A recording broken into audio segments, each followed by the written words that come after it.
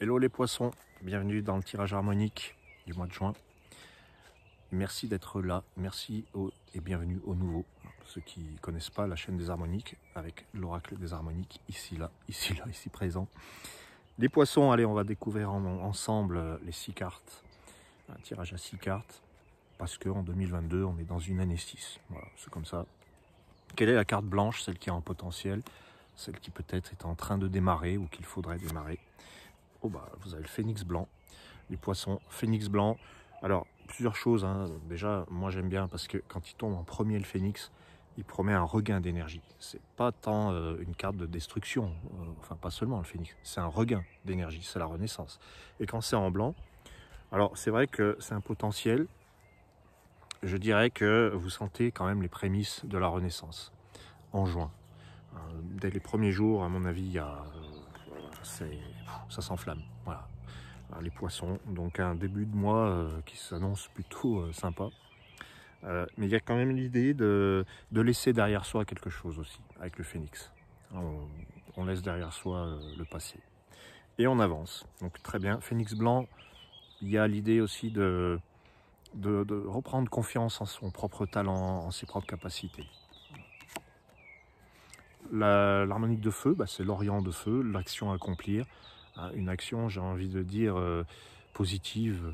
L'orient, moi je le vois comme l'élan, le soleil qui se lève, mais c'est la lumière qui se fait et la prise de hauteur. L'orient de feu vous dit, bon, on peut être pressé avec l'orient de feu, c'est un petit peu l'impatience aussi quand c'est vécu en excès, mais quand c'est bien vécu, c'est l'énergie du début, de l'initiative. On met toute son énergie à commencer quelque chose de nouveau, un nouveau cycle. Et c'est euphorisant. Voilà. Moi, je vous souhaite, les poissons, que cet orient de feu vous apporte de l'euphorie. Peut-être un peu de... on est nerveux quand on est... C'est nerveux, l'orient de feu. Mais c'est face à la nouveauté, en fait. Alors, en vent, les poissons, vous avez la mémoire de vent. Le vent, c'est ce vers quoi je tends. Donc, il y a peut-être une notion de tri. La mémoire, c'est celle qui fait le tri. Qui se dit je garde ceci, je conserve ceci, mais je renonce à cela. Ça fait très phénix en fait. Hein.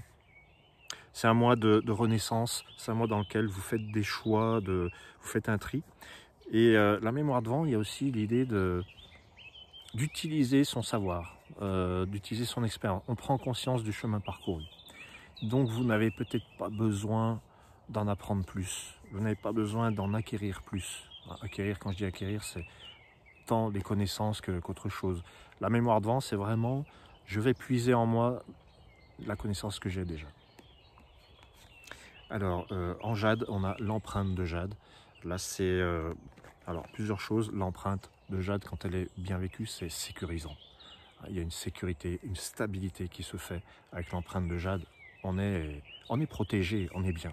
Voilà. Je dis ça parce que quand ça commence par le phénix blanc, il y a un regain de vitalité, un feu de vie.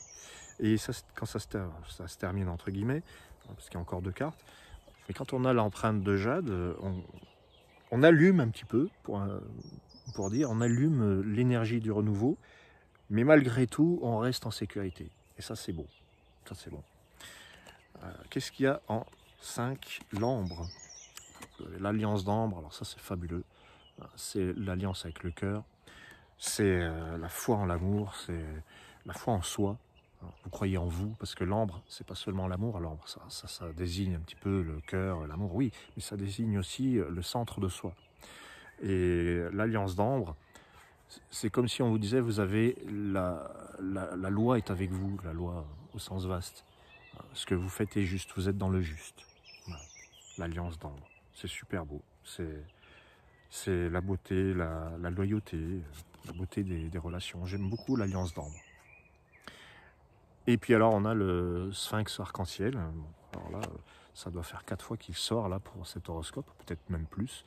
Le sphinx, c'est vraiment le guérisseur. C'est le guérisseur du système.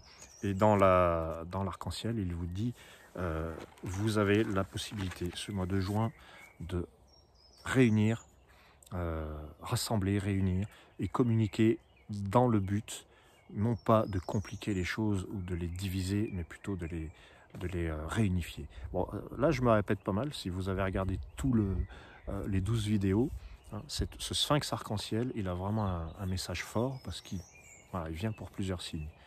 Donc pour moi, c'est qu'il y a quelque chose là qui se passe. C'est la communication qui rassemble, qui réunit, qui simplifie. Et je trouve que c'est important pour le bien de tous, ce sphinx arc-en-ciel. Au lieu de diffuser le trouble, le mensonge, le mystère, quelque chose de pas net, le sphinx arc-en-ciel, il vient pour justement mettre un terme à tout ça et simplifier les relations, simplifier la communication. Voilà. Merci à vous, les poissons. Vous avez un beau mois de renaissance devant vous. Mais c'est sécurisant quand même. Il y a les deux. Il y a la nouveauté, l'élan, le feu et la sécurité. Donc ça, c'est bien. Merci à vous donc. Allez faire un tour sur le site et je vous dis à très bientôt, j'espère. Ciao.